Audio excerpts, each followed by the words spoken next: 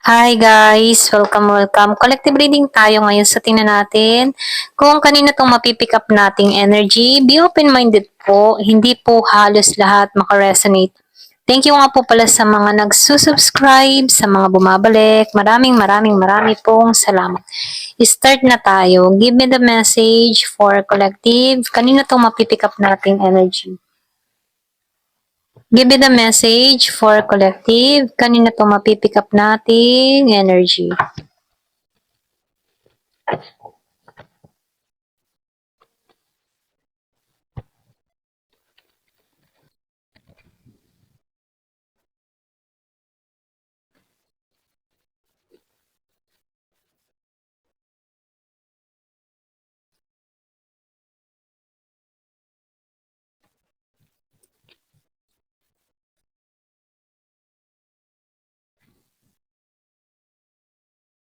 Meron ako nakikita ditong paghahanda. Yung iba sa inyo meron ditong person na naghahanda. Siya yung tipo ng tao na nag-iipon, meron siyang gustong mangyari makamit or pwede rin sabihin meron siyang gustong ibigay. Nakikitaan ko dito ginising tong tao na to, may paggising na nangyari sa kanya dito. Nakikitaan ko rin dito merong gustong bumawi dahil pinagdamutan ka nito before. Meron ako nakikitang Taurus, Leo. Meron din ako nakikitang Aries, Sagittarius, Capricorn, and Virgo. So, lumalabas dito, no? Yung iba sa inyo nagtatrabaho dito sa city or pwede rin meron kang kadili na nag-work sa city. Nakikita ko dito maraming building. Hindi siya balance ngayon. Ito lang nakikita ko. Meron akong nakikita dito ang pagpaplano. Meron itong gagawin, meron itong pinaplano. Pwedeng pinaplano nito na biglain ka, kitain ka, sopresahin ka.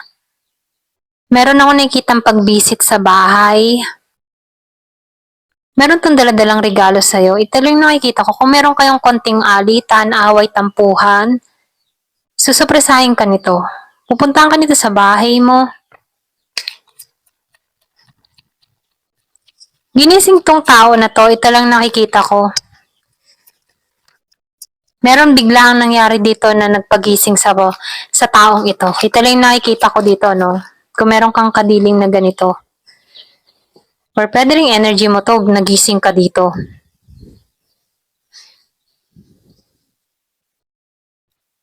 Meron na ako nakikita, no? Meron dito nagpasya na ayaw na talaga ng bagong simula.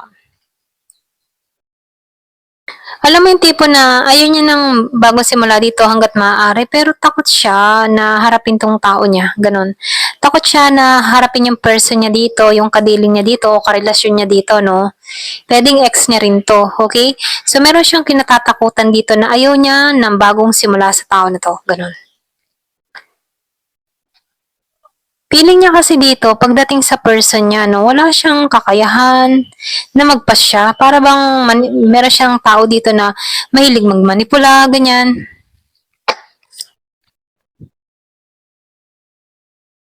So, nakikitaan ko dito, kaya siya walang lakas dito no, dahil pinoprotektahan niya lang yung sarili niya. Ayaw niya personally na makita to. So, nakikitaan ko dito na sa healing process siya, kaya ganun ano. Ayaw niyang magulo, ayaw niyang lumuha muli, ayaw niyang umiyak. Gusto niya magtagumpay na dito. Kasi dito, nasaktan na siya dito at ayaw niya nang mangyari uli ito. Yung pain na naramdaman niya sa person niya dito, ayaw niya nang maranasang muli ito. Kaya dito, ganun na lang yung pag-iwas niya. At ayaw niyang harapin to, no, personally. Ito lang yung nakikita ko dito. Yung iba sa inyo, meron ka ditong person na nagpapahula or nagpapatingin din sa baraha or pwede rin nagpapataro, inaalam kung anong nangyayari o kaganapan sa'yo.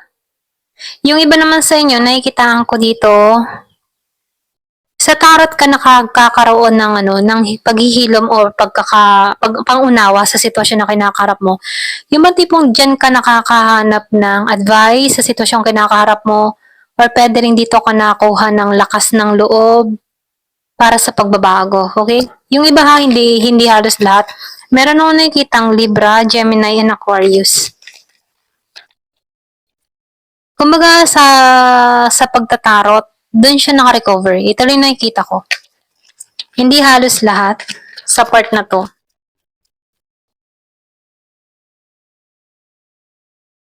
So, nakikita ko dito, meron ditong single. Kumbaga, wala siyang choice, wala siyang option, wala siya sa ganong sitwasyon, ano. Kumbaga, pinipili niya lang yung sarili niyang paglago, pinipili niya yung sarili niyang paghilom. Doon siya naka-priority, meron ako nakikitang Year of the Snake, Year of the Dragon.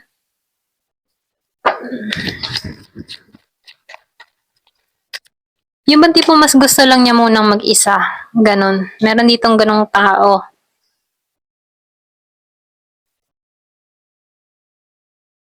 Ayaw niya maging pabigla-bigla sa kanyang ikikilos, maging sa desisyon niya, no? Ayaw niya maging pabigla-bigla. Hindi pa siya handa sa pagbabago. Pwede rin sabihin ninanamnam niya muna yung kanyang moment ngayon bilang single. So, nakikita ko dito, pagdating sa relasyon, hindi pa siya handa sa ganong sitwasyon.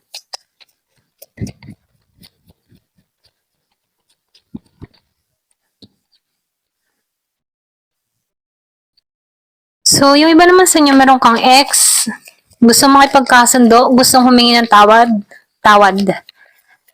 Gustong ayos. So, gusto ng renewal, gusto niya ng maging masaya.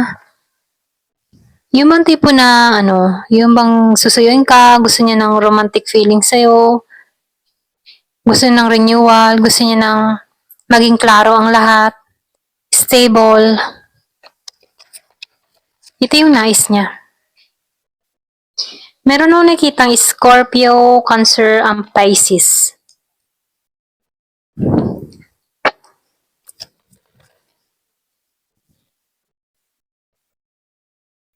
Yung iba naman sa inyo, nakikitaan ko dito, no? Meron ditong Taurus. Yung bang tipong wala na siyang hope wala siyang hope pagdating dito sa person niya, sa ex niya, sa past lover niya, o sa nakarelasyon niya. Nawawala siya ng pag-asa dito. Kung kailan, paano. Kumbaga wala siyang makitang senyales about dito. Wala siyang makitang renewal para dito sa person niyang ito. So, nakikita ko dito, malaking question mark. Kahit humahanap siya ng sign, hindi niya makuha. Hindi niya makuha yung sign niya pagdating sa person niya. Ganon. Kasi dito, nagpa-siya na siyang tigilan na to. Or nagpa-siya na dito na wala nang bagong simula rito. Ganon. So, lumalabas dito na mas pinagtutuunan niya dito yung kanyang sarili.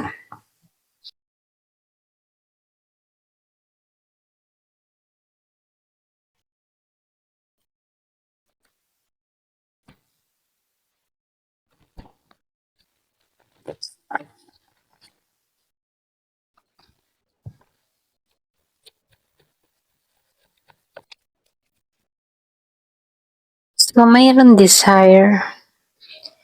Yung iba sa inyo, meron ditong nalilibugan pa rin, katulad nung nakarambasa, no? Meron addiction. Yung iba sa inyo, meron kang tao dito na sobra yung desire sa'yo, no? Hanggang ngayon, andun pa rin yung obsess niya. Pwedeng iba yung feelings niya sa'yo. Yung sobra yung pagnanais niya. Mga hindi nawawala yung kanyang init na nararamdaman sa'yo. Ganon. Kung makikita mo naman dito, no, andun yung desire, okay? Andun yung pagnanais niya sa'yo.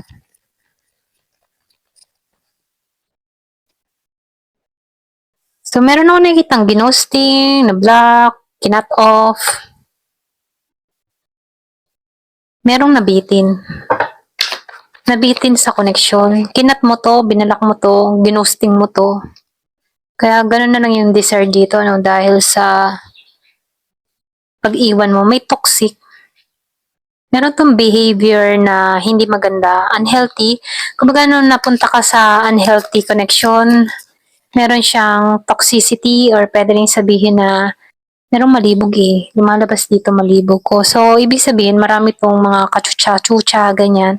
So, lumalabas din dito. Pwedeng nalaman mo to kaya ginusting mo to or binalak mo to, in-unfriend, in-unfollow, ganyan. Dahil sa mga nalaman mo. Kasi meron kang tao dito na hindi niya mapigilan yung sarili niya dahil meron talaga siyang desire. Okay? May kati, ganyan. So, nakikitaan ko dito, no?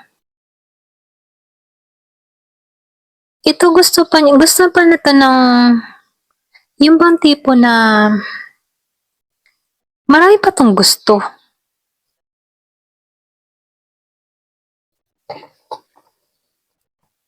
Kumbaga andun pa yung pagnanais niya.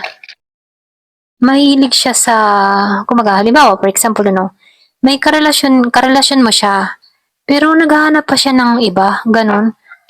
So, nakikitaan ko dito, masyado siyang toxic, anong, yung iba sa inyo kaya ka nawalan ng gana dito. Oh, 'di ba yung sinabi ko kanina, marami siyang kausap. So, lumalabas ano, mahilig siya makipag-meet, halimbawa may nakausap siya, kayo pa, meron siya nakausap. Dahil nakikitaan niya ng desire yung taong yun, mimit niya to hanggang sa may nangyayari sa kanila. Okay? So, lumalabas din dito, meron kang tao talaga na mahilig siya makipag-meet. Mahilig siya sa ganun. Ikaw naman, gusto mo long term. Kaya lang itong tao mo, hindi sa ganun. So, nakikitaan ko dito, nakaranas ka ng unhealthy connection. Meron kang tao dito na pulos lang kalibugan. Ikaw, gusto mo long term. Yung mga kasama mo sa habang buhay, ganyan. Nakaranas ka din ng panic dito, scared, takot, nagka-anxiety ka din.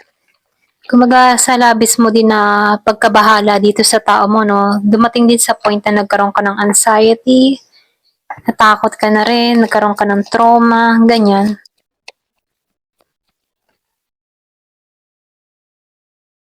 So nakikita ko dito meron nag-iisip, meron gustong bumalik. Ayan, nasa sa'yo kung tatanggapin mo tong tao na to, no? Kaya lang dito, meron talaga siyang addiction. Ayan, kung kilala mo naman yung person mo, no? Kung meron, or pwede rin energy mo to, okay? So, kilala mo yung sarili mo kung ito yung kung ikaw yung tinutukoy ko dito, no?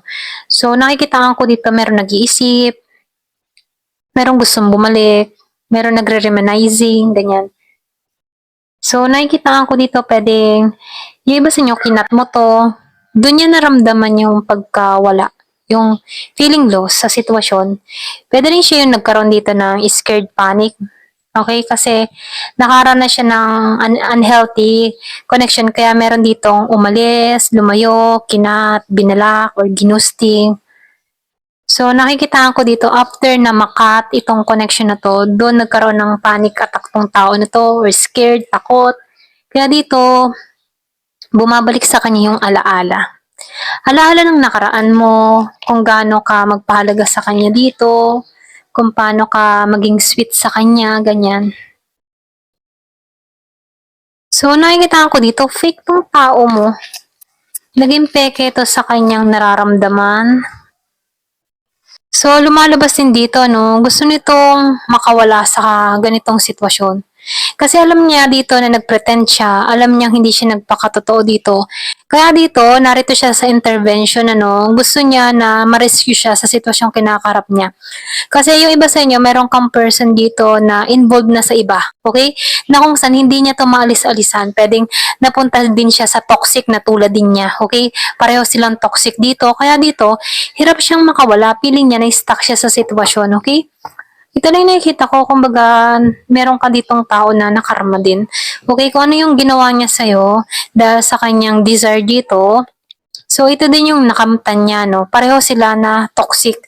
So, meron tong nararanasan tong tao mo na unhealthy na connection. So, ito lang yung nakikita ko dito, no? Kaya dito, lumalabas dito na gustong bumalik, okay? Merong gustong bumalik na ex. Kaya lang itong tao mo, medyo ano siya dito eh, kumbaga magulong isip. Hindi siya relihiyoso. Ito lang nakikita ko, no. Puwede ring sabihin na iba yung kinalakihan ng tao na 'to. Magkaiba kayo ng pananaw sa buhay kaya hindi kayo magtugma yung koneksyon, iba yung mindset niya sa mindset mo. Kaya dito lumalabas dito na yung iba sa inyo ayaw mo na talaga ng bagong simula sa tao na 'to, hangga't maaari ayaw mo na talaga. Okay, ito lang yung nakikita ko sa'yo. Ayan, thank you for watching. Love and peace.